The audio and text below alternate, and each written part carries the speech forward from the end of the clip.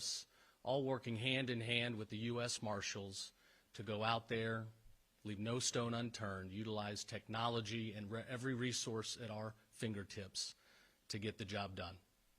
So I'll conclude before turning it over by saying, by now you should know, if you come into Florida and you want to lay a finger on our kids, if you want to prey upon them, if you want to groom them, if you want to abuse them, everybody up here is coming for you with everything we've got. We're going to lock you up for as long as possible, and we're eligible for child sex battery. We will indeed seek the death penalty. So child predators, stay out of Florida. You are not welcome here. If you come here, we will hold you accountable to the fullest extent of the law. So thank you for being here this morning for this great announcement. With that, I will bring up the U.S. Marshal, Bill Berger.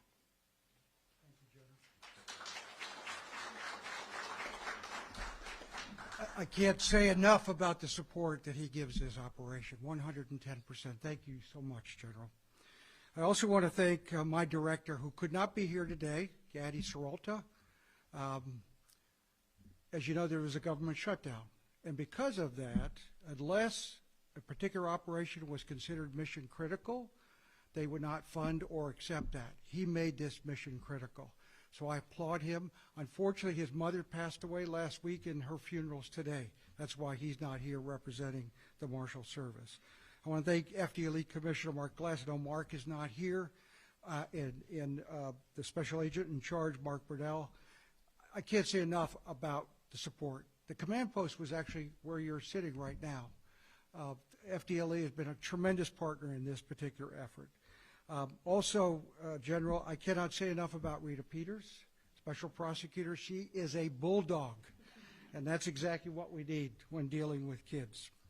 I know Callahan Walsh is here, and I want to thank Terry Santiago, my chief over SIIB, for the region and bringing Mr. Walsh here. It's so important to put a face to this national emergency that we have.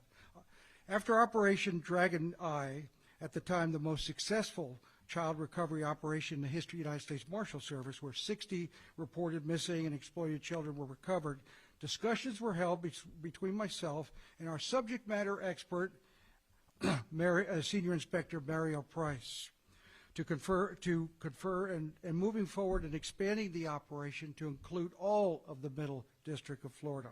The endeavor expanded outwards to the cities of Orlando, Orange County, city of Jacksonville, St. Johns County, and all the surrounding jurisdictions, the city of Fort Myers, Lee County, and Collier County, with the hope of either equaling or surpassing the 60 rescues that were accomplished during Operation Dragon Eye.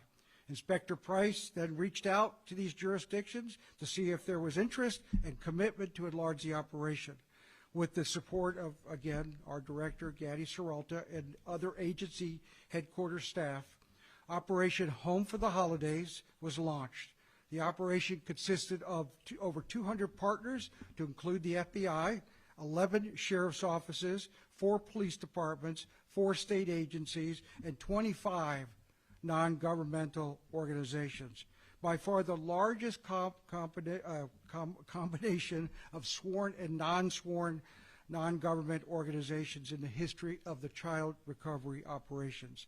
As a result of Operation Home for the Holidays, 122 kids, their pictures should be up now, ranging from age, as the General said, 2 to 17, were located and recovered as illustrated by this photo. Thus far, there have been 6 adults arrested associated with this operation, ranging from charges lewd and lascivious to multiple sexual batteries and more, and there will be more persons arrested in the very near future. The breakdown of the recoveries by location were as follows: Fort Myers, 29 recoveries, Jacksonville, 22, Orlando, 14, Tampa, 57, and 13 were located and recovered outside the state of Florida, 11 of which were in other states in the United States, and then 2 were located internationally, Mexico and Guatemala. There are many human stories involving this operation. A picture behind me will see the photos of a brother and sister embracing, having been reported missing separately 2 years ago in Fort Myers. In Jacksonville, 2 brothers aged 14 and 15 were reported missing a year ago and found within a trailer park. Both brothers had been exposed to methamphetamine and other drugs by persons in that trailer park. The 2 boys were found under the influence and suffering from severe malnutrition. When found, they told members of the recovery force, "Thank you for saving our lives." They were later reunited with their mother. These stories are just a small example of the success stories of the operation, which allowed our Middle District of Florida-based child recovery initiatives to stand out. Is the emphasis on what happens after we recover the children. We know these children have significant needs, and once we find them, it makes sense to build these operations alongside of like-minded partners from across the child welfare space. Going back in time when Adam Walsh and Jimmy Rice and numerous other children were abducted and murdered, America made child abductions and locating missing children's priority number 1. Over time, though, incidents such as 9/11, school shootings, the war on drugs, have somewhat diminished the priority. But Operation Dragon Eye, Home for the Holidays, it is hopeful, and we're starting to see this nationally now, that the successes we have initiated the importance of missing child cases. I would like to personally thank all the persons and organizations that participated in these 2 operations. I know we have made a difference. Lastly, one special group I would like to recognize, Boomerang Air Charter, a group of volunteers who provided charity mission flights that were used to charter aircraft dispatched to locations to bring back children to the Middle District of Florida. Boomerang Air Charter supported recovery of children located in the states of Illinois, North Carolina, and South Florida. Thank you very much.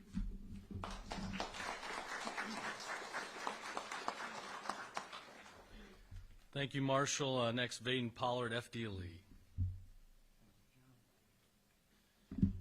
Thank you, General Uthmeier. Thank you, Marshal Berger.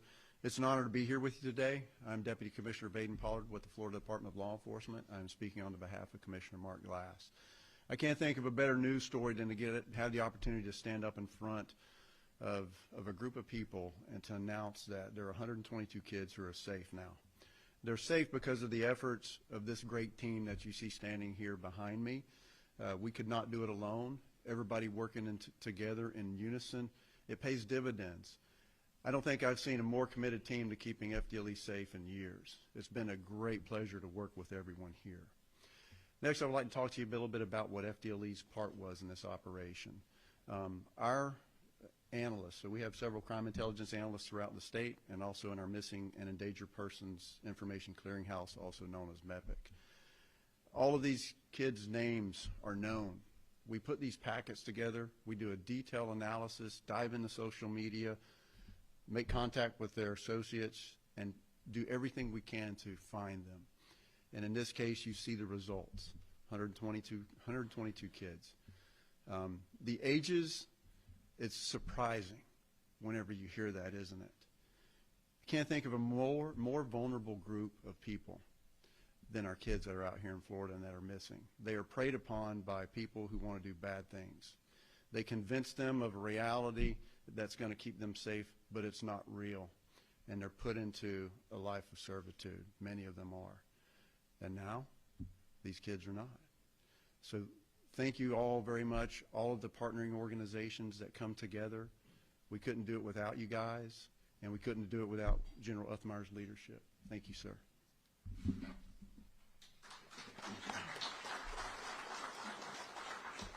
Yeah, I think on the year between these 2 missions and then Operation Light Shine and the Tebow Foundation, I think we got to be very close to 300 children rescued, which is far and away the largest record in Florida history. Secretary Walsh, come on up. Thank you, General. Governor DeSantis appointed me Secretary of DJJ a few months ago with the charge of public safety. And between the collaboration of the governor and General Uthmeier, saving kids is part of public safety. The team behind you can't be thanked enough. In particular, Dr. Catherine Gomez from DJJ. She was our lead. She's our director of human trafficking. And without her leading on behalf of DJJ, it'd be very difficult to be successful. Thank you, Doctor. I want to thank all of the people from DJJ. We have offices across the state between our detention, probation, health services. This was a huge team effort to spread across the Middle District of Florida to ensure that we were giving care to the kids as they were being found and located. Again, 122 youth. That is astonishing. But the work doesn't end because we have more youth that need to be found and rescued. I just want to thank the team behind me. Your efforts can't be understated enough how important this work is. And partnership, so between FDLE, DJJ, and DCF, working hand in hand as state agencies, collaborating with the federal services, and of course the nonprofits. Just thank you to everyone. Thanks, General.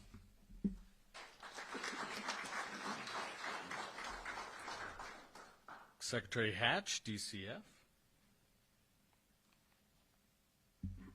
Hi, good morning.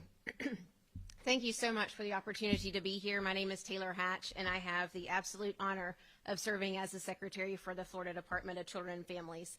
Under the leadership of Governor DeSantis, who leads by example, he sets the pace and the tone and the expectation that we deliver for Floridians and their families. And that's why today is so very important. It highlights the fact that moments matter and the critical nature of partnership to deliver, because lives are on the line. I am humbled and, again, so grateful to stand alongside so many dedicated professionals, leaders, and colleagues. Attorney General Uthmeier, U.S. Marshal for the Middle District of Florida, William Berger, FDLE Deputy Commissioner Pollard, Secretary Walsh from DJJ, and so many others. Thank you to the U.S. Marshal Service and FDLE for organizing today's event. It is an opportunity not only to reflect on the success of Operation Home for the Holidays, but to reaffirm our shared commitment amongst government, amongst faith organizations, not-for-profits, and the private sector, unifying and utilizing one another's strengths and one another's expertise to deliver and to promote the safety and well-being of Floridians, in particular children. As evidenced by the numbers that you've already heard and have been reported, this commitment and demonstrated partnership were found woven throughout the entire operation, from the earliest planning stages to recovery to ongoing supports.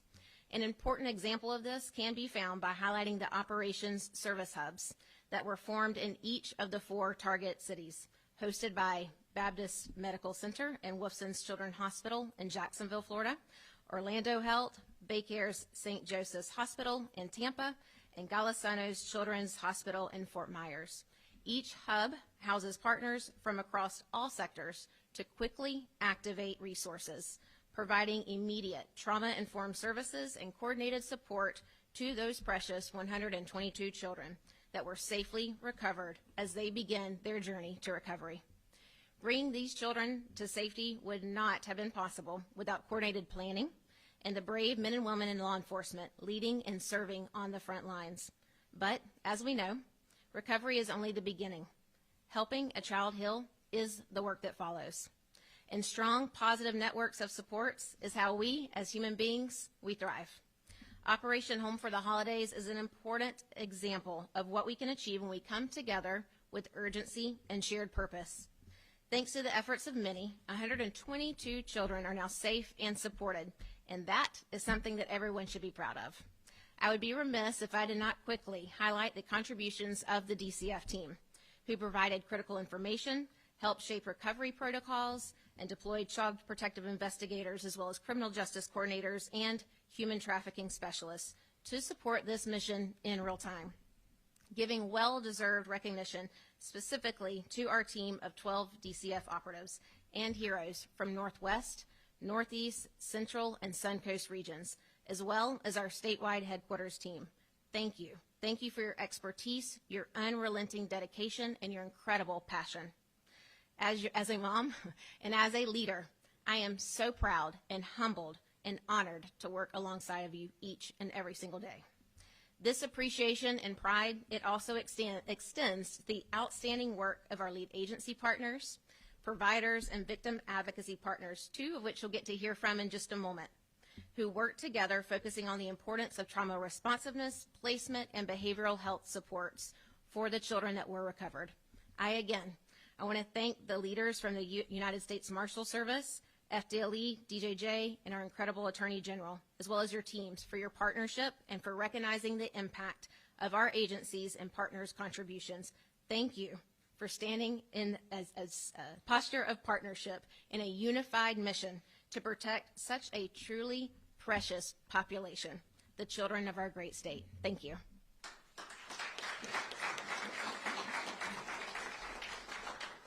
Amen. Tracy, next. Thank you. Good morning. It is a pleasure to stand with all of you once again in support of the incredible work that the U.S. Marshal Service and our local law enforcement are doing to protect children. We are grateful for the men and women undertaking this important and difficult work. This is the third time that BayCare has assisted the U.S. Marshal Service to provide medical and mental health services for children rescued during a child recovery operation. Each time, our goal is to ensure that the kids who are brought to our recovery hub are welcomed into an environment that is safe, comforting, and most importantly, consenting. Creating a positive healthcare experience is a first step to building trust. By doing so, it is our hope that this vulnerable group of kids will be more inclined to seek help in the future, realizing there are people who sincerely care about their well-being. To that end, I want to thank our BayCare team members, from our counselors to our physicians, nurses, security personnel, and more, who volunteered their time and talents to support this important mission. I also want to thank the community and social service agencies that were part of our recovery hub: the Department of Children and Families, the Attorney General's Office, Pasco Kids First, the Crisis Center of Tampa Bay, More to Living, One More Child, Suncoast, and Bridging Freedom. Each provided on-site, compassionate victim advocates and support staff who were instrumental in securing safe housing and offering pathways for additional care and support. Lastly, I would like to recognize and congratulate our other health system partners from Jacksonville, Orlando, and Fort Myers who participated in this operation for the first time. Baptist Medical Center, Orlando Health, and Lee Health really took a leap of faith and each created a successful recovery hub to provide the essential care for children recovered in their areas. As the largest provider of pediatric and behavioral health services in West Central Florida, BayCare is proud to lend our expertise and resources to support these critical missions being conducted by the U.S. Marshal Services. To be part of the highly skilled network of professionals that they have assembled is inspiring. These operations solidify strong partnerships between law enforcement, healthcare, and community-based organizations to work together naturally in real time outside of these operations when needed.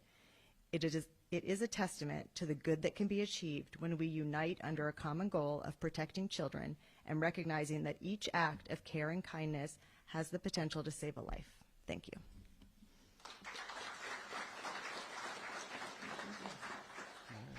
Kim from More to Life. Good morning, and thank you for joining us. As a representative of MTL and on the behalf of the entire victim services community, I am deeply honored to stand with the U.S. Marshal Service, FDLE, and local law enforcement agencies as we announce the results of this operation involving 122 critically endangered missing children. While the Marshals led the law enforcement mission with extraordinary skill, our role as victim service providers begins the moment a child is recovered and continues long after these headlines fade. When these children were located, they were often found in horrific conditions, traumatized, and unsure of who is safe. This is where integrated victim services and NGO partnerships make a vital difference. We bring trauma-informed support that helps stabilize a child in the first critical hours after recovery. We help them feel safe, seen, believed, and protected, sometimes for the very first time.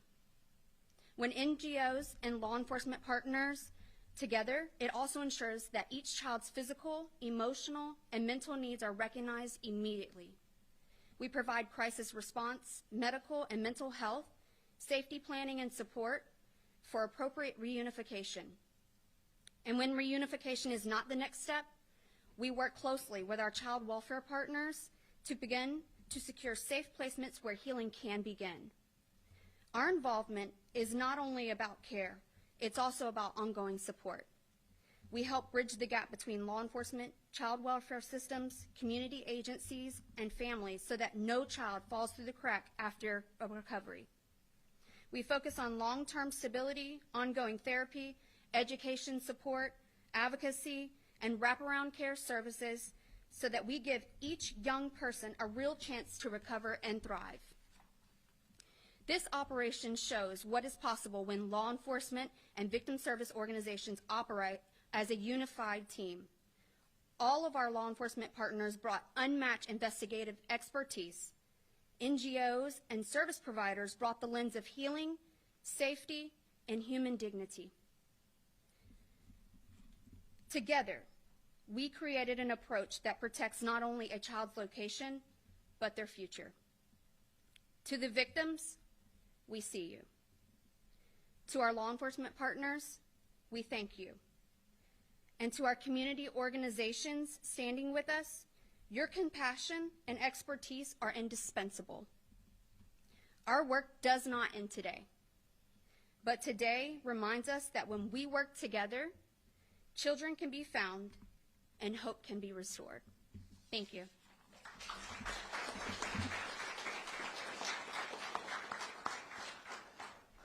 Callahan Walsh, National Center for Missing and Endangered Children. Good morning. Thank you all for being here. I'm Callahan Walsh, co-host of America's Most Wanted, alongside my father, John Walsh, brother to a once missing child, Adam Walsh, and executive director at the National Center for Missing and Exploited Children.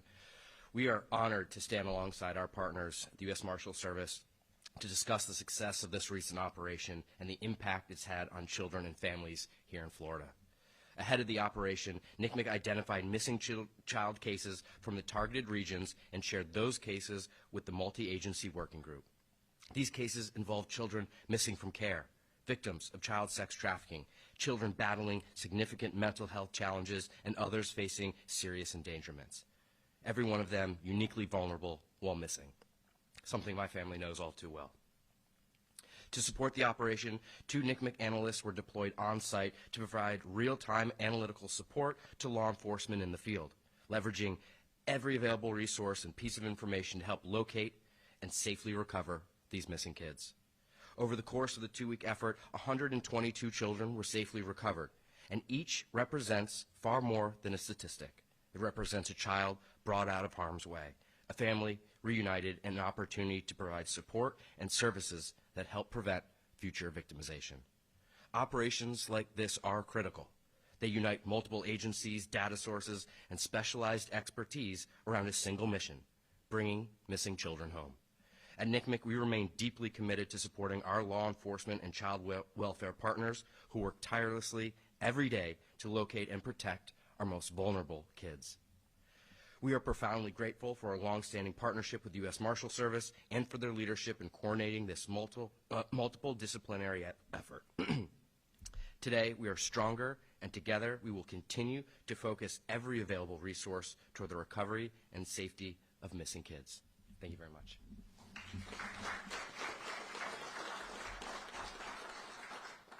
Dun, dun, dun. Rita Peters to close us out.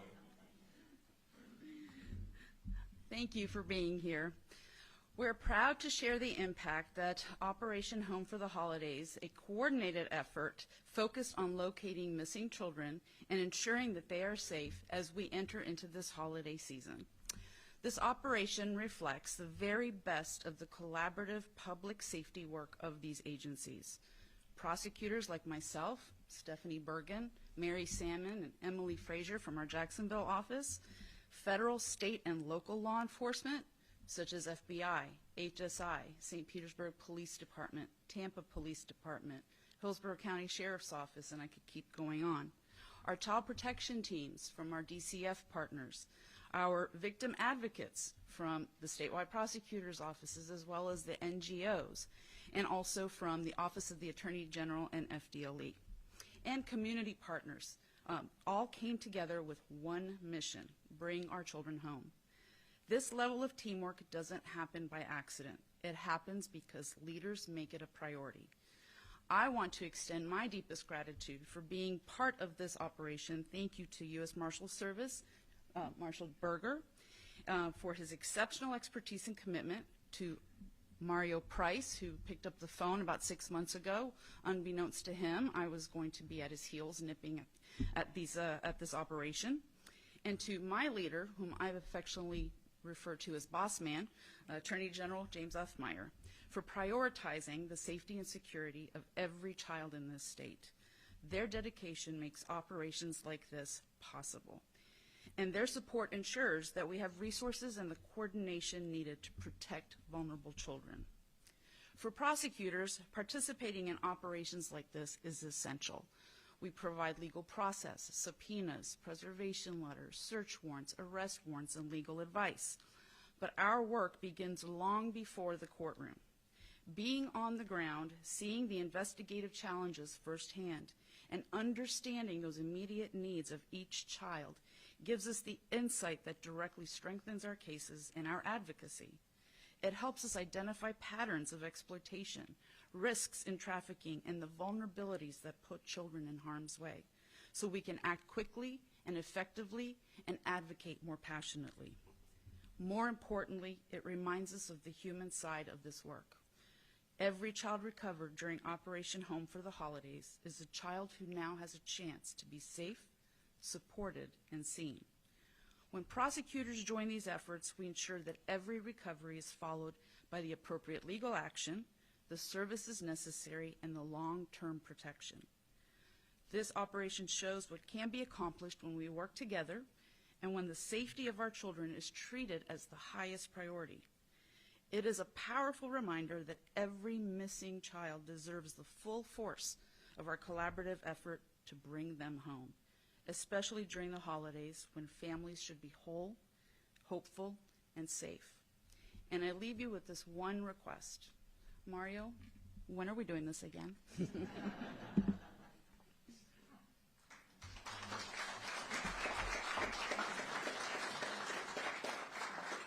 A final thank you to all of our investigators and law enforcement again. This is why we do the job. Here in Florida, we're blessed to have these heroes, and we've got their back. I'm certainly going to love on my little ones tonight and hold them close. I hope you all will do the same. Children are such a gift, and anybody that wants to do them harm is going to face the wrath of this team standing up here behind me. So do two things. Get the word out. If you're a child predator, you better stay the heck away from our state. And two, please pray for those that have been rescued and need our help more than ever. I believe there's nothing more powerful than prayer. And pray for those that are still out there missing. And as long as there's one kid missing, we will keep the search and fight going. So with that, Marshall, you want to come up? I know you have some of the more particulars. If there's any questions about the operation, and I'll jump in as needed.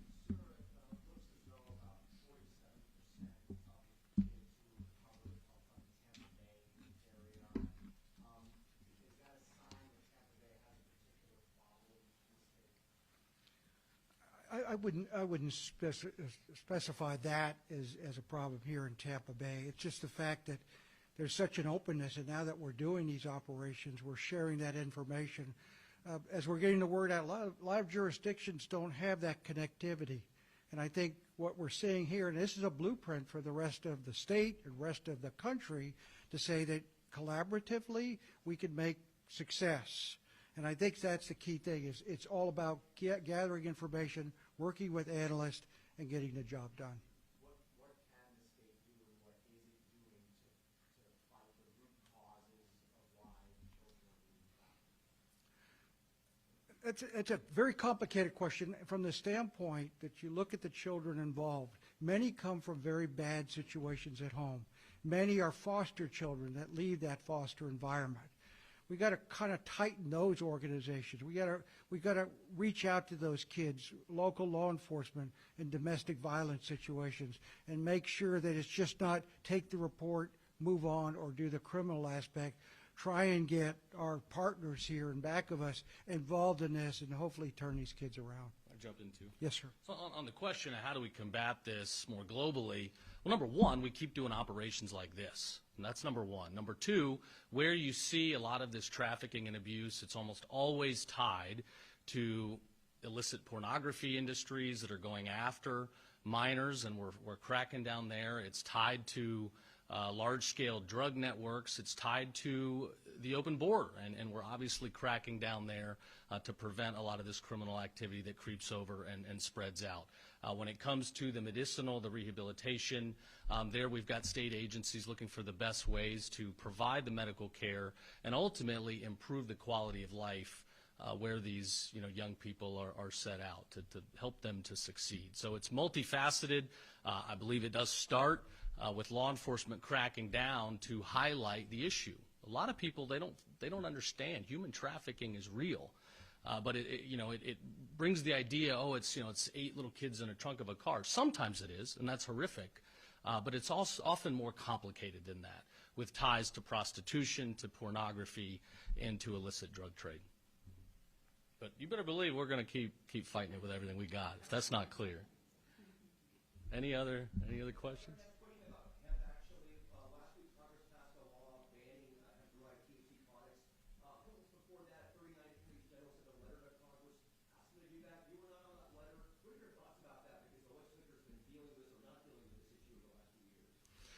Sure. Well, there's all kinds of new products that are coming into the state. A lot of them are from overseas. You've got hemp, you've got, Chinese vapes, you've got this kratom leaf where we've cracked down on a highly potent, chemically enhanced kratom product 70H. We've been doing raids across the state on that. Again, there's a lot that the legislature really needs to look at. I didn't sign the letter because it came from the NGA, the non-governmental AGAs Association. I wanted to look at it a little bit more and figure out the best way to regulate.